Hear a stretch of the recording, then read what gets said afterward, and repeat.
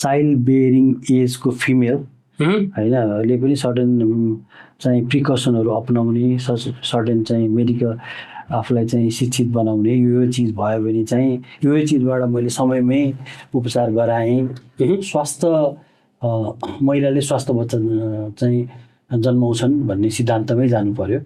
गर्भावस्थामा चाहिँ मदिरापान धुम्रपानहरू नगर्ने, सर्टेन इन्फेक्सनहरूबाट बच्ने उपाय गर्ने, सर्टेन ड्रगहरू कुनै चिजहरू छ भने स्ट्रेसफुल कन्डिसनहरूबाट जोगिने हैन। धेरै मल्टिपल फ्याक्टरहरूबाट पनि आफूलाई बचाउनु पर्यो हैन। भगवानले मात्र दिएको होइन कि तिनीहरू पनि वान अफ दि पार्ट भनौँ, सर्टेन पर्सेन्ट चाहिँ लाइफस्टाइलबाट अथवा चाहिँ कम्युनिटीमा भइरहेका सर्टेन इन्फेक्सनहरूबाट त्यस्ता चिजबाट प्रेसिपिटेट हुन सक्छन् हैन।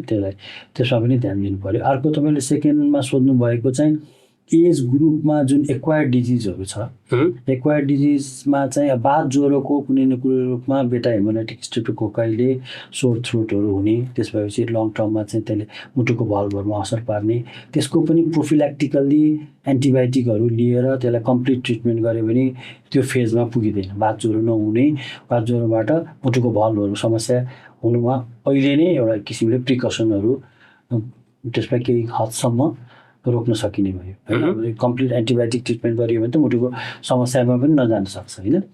त्यो बाहेक चाहिँ अब अर्को सोध्नु भएको चाहिँ उमेरको हद चाहिँ पहिलाको भन्दा अलिक कम भएको हो कि कुरामा चाहिँ यसमा जीवनशैली नै परिवर्तनले पनि मुख्य भूमिका खेलेको हुन्छ हैन।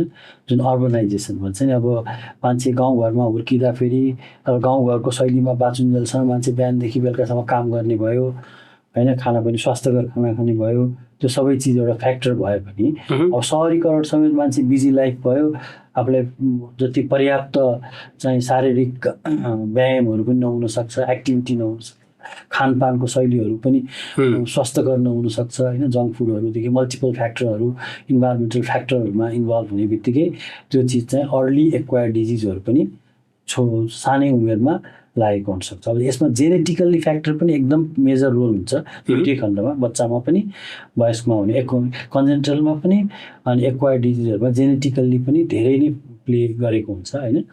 अब जेनेटिकल प्रेडिस्पोजन भएका मान्छेहरूको रिस्क फ्याक्टरहरू जस्तै छ भने तिनीहरूले चाहिँ अर्ली स्क्रिनिङहरू गरेर अर्ली प्रोफिल्याक्टिक मेडिकेसनहरू टाइममा सुरु भयो भने त्यो मुटुको चाहिँ सर्टेन रोगहरूबाट आफूलाई छुटकारा पनि पाएर आफ्नो लङ्गेभिटी गर्न चाहिँ सकिने हुन्छ।